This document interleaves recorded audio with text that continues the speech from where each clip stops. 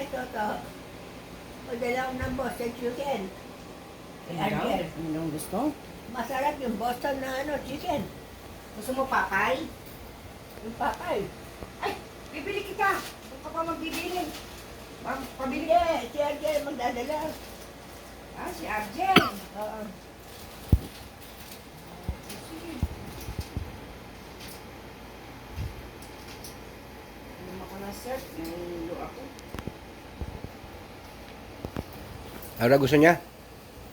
Gusto daw niya papay, chicken. Papay chicken. Ikala ko Boston chicken. I-text mo lang sa kanya. Ayaw ko naman dito bibilin. Doon, gusto ko.